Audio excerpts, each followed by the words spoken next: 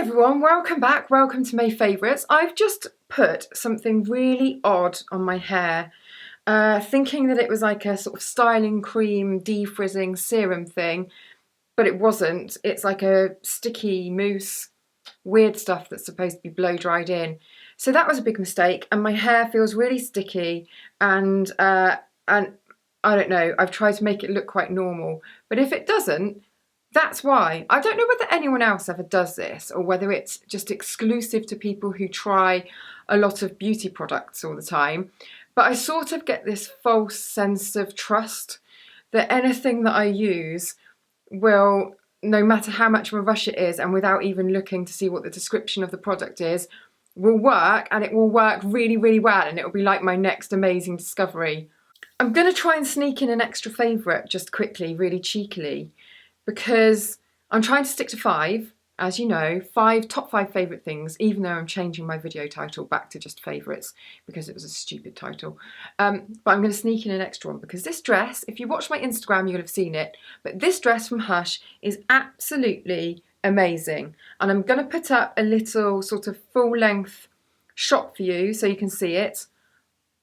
And you can also go to my Instagram page and have a little look because I jump up and down and you see the bottom of it.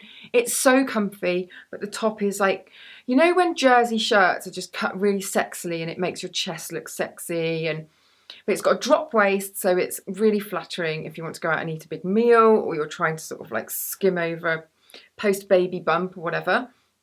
And it's just really soft and really casual, but looks, I think, quite sexy. Not sexy in an obvious way, but it's just got a nice sort of flirtiness to it. Oh, God, sound like the Daily Mail. Pressing on, so I've slipped that favourite through the back door, so to speak.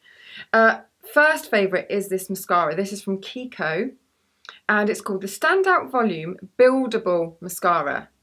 Now, I did a full blog post on this on my blog, and I've got before and after pictures. So if you want this in like ridiculous detail and close up, then that's on there. But just to give you a little sort of précis of what I think of it, it is a really brilliant volumizing mascara that doesn't clump or stick your lashes together no matter how many different layers of it you've piled on.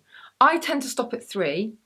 This nearly went into the slush pile, really, because I don't tend to like brushes that aren't just straight. This one has got like a weird knobbly bit that sticks out, and I don't like brushes that take me by surprise because it makes me blink and then I get mascara all over my face and I stab myself in the eye, and I just want a normal, straightforward thing. I don't want any gimmicks. There are some mascara ones now that have got like separate bits that stick out. I mean, like, what are you doing to me? So this one almost didn't make it, especially because on the first coating, yes, it separates really nicely, and it does obviously put a bit of colour onto the lashes, but it doesn't really do that much. However, when you put the second coat on, it just sort of brings it alive and it grips to the first coat but doesn't clog, doesn't clump, and just makes these enormous lashes. And just so I think it's brilliant. It does what it says on the tin. It's buildable and the volume is excellent. I also think it's really lengthening, and my lashes are very straight and rubbish, and I hate using eyelash curlers. But this, I think because of the way you can get right down into the base of the lash, it seems to sort of glue them into a bit of a curl, bit of a curve.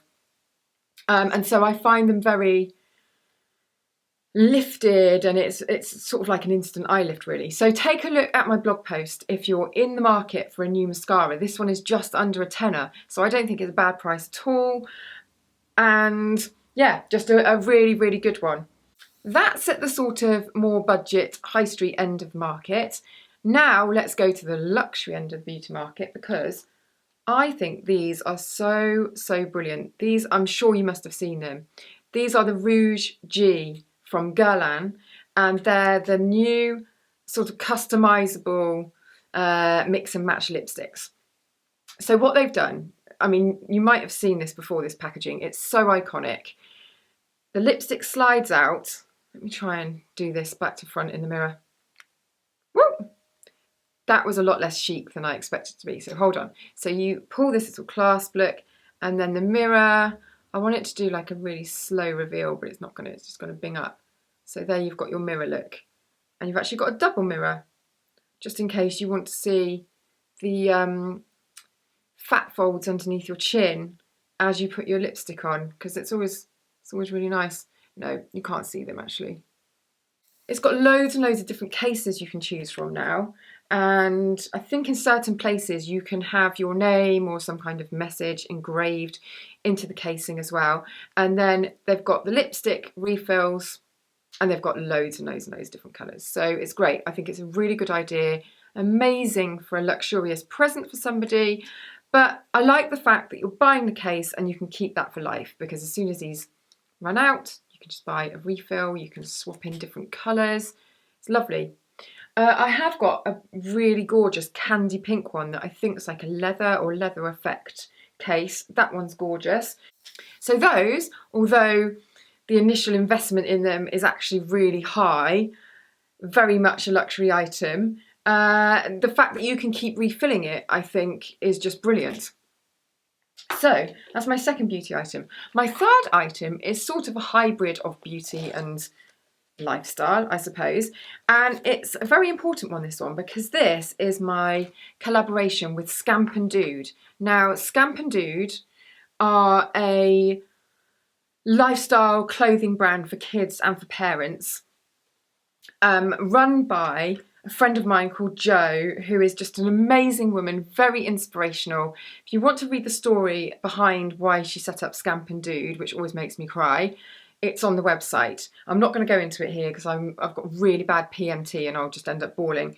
But she set up the brand and I think it's amazing. And she asked myself and 4 of my friends to do a collaboration and design our own swag bags for charity. So we each picked our own charity and then we designed our bags, and all the profits, I think it's £11 of profit per bag.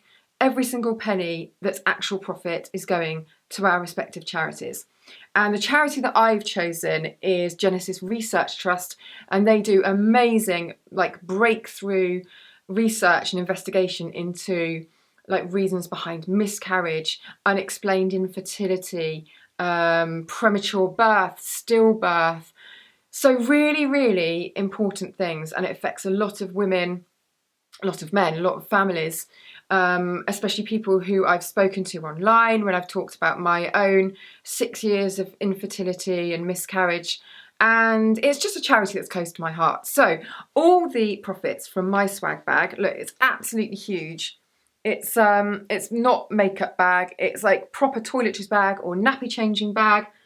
I mean, like, just to put it into context, it's much bigger than my head.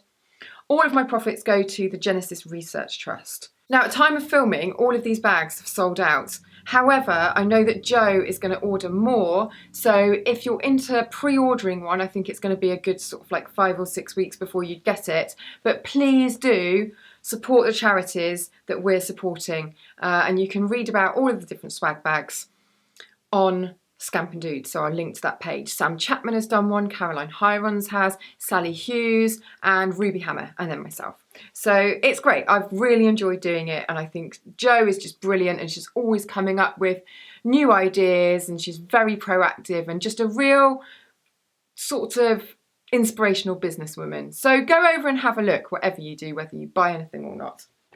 Oh, sorry about that. Had to go and change my camera battery, and then I caught a glimpse of my hair and started restyling it, so now I seem to have this like sweeping thing going on, but oh well. Oh god, what am I doing? It's gone so crunchy. I'm not using that product ever again. I'm not going to say what it is because I haven't actually used it in the manner directed on the instructions, but oh, for God's sake. 2 things now for the house. Can I get away with that? I've got no idea what I look like. I've just got my stupid camera flip out thing. 2 things for the house. First thing, and if you follow me on Instagram, if you don't follow me on Instagram, what the hell are you playing at? So go and do that now. But if you're not, then you won't have seen my giant mirror. Now look, from a distance, this mirror looks like a little dressing table mirror, but it's not. It's a trick of the eye. It's huge. It's so big that when they delivered it, it wouldn't come through the front door or even up the stairs. And it's a big front door. It's like a big old Georgian, you know, with the round thing at the top. So it had to come round the side and be lifted up to a first floor window, and then that had to come open, and then it had to be sent through that way. So it's really big, and I absolutely adore it. So when we bought this house, the landing, the first floor landing, it's really dark because the window that lights it is north facing, and so no sort of direct sunlight comes into it. All of the doors to the rooms come off it, and if you have all those doors open and all the light streams through from those, then it's fine. But Mr. AMR has got this almost a psychopathic obsession with keeping doors closed, which drives me mad. Fair enough, in the winter, keep all the heat in, blah, blah, blah, blah. In the summer, why can't I have the doors open? I just want light coming through. Anyway, we have this ongoing thing where he shuts all the doors, I open all the doors. But more often than not, because he's more proactive than me about doing it, the doors are shut and it's just really dark and dismal in this landing. So he wanted a picture there, like some really amazing piece of artwork, which is fine. But you know what? I was like, it's so dismal. And it just felt really like this blank space. And I didn't like it. Every time I came upstairs, it just irked me. So we went to a reclamation yard, and they had this huge mirror standing against the wall, and I was just like, actually, I can't take the credit because in case Mr. AMR is watching this, he did find it and pointed it out. But to be fair, about 3 seconds later, I would have seen it anyway, and I wanted it, so it's fine. So I found this mirror in the reclamation yard, and we bought that, got it home, and it has completely changed. I don't know whether anyone else has ever had this in their house or flat or parents' house or bedroom, that you can have one thing, it might be a really tiny thing, but it completely changes the way you feel about a complete space.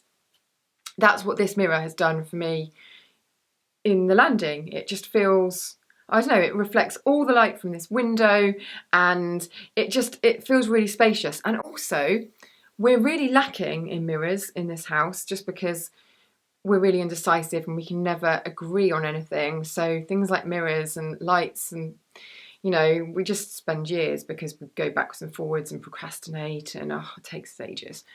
So we're short on mirrors, and now we have this absolutely huge mirror.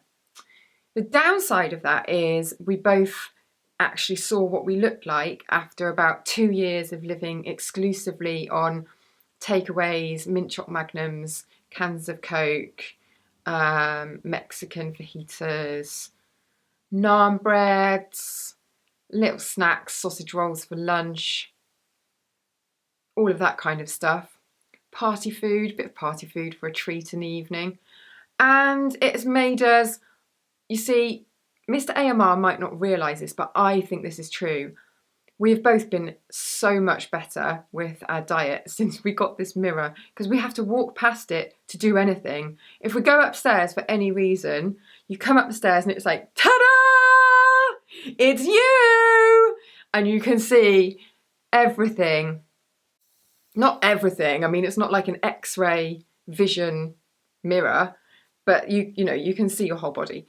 And we hadn't really seen our bodies in the mirror full length for quite some time. So it was an eye-opener, and we've both, since getting that mirror, which is probably about a month ago, I reckon our diets have improved around, like we've probably cut out about 80% of the bad things that we were eating, I reckon. Hopefully he's not watching this, because we're going, that's not true! You ate a sausage roll yesterday and we're having a Magnum tonight. Slowly, slowly. Got to ease into these things, people.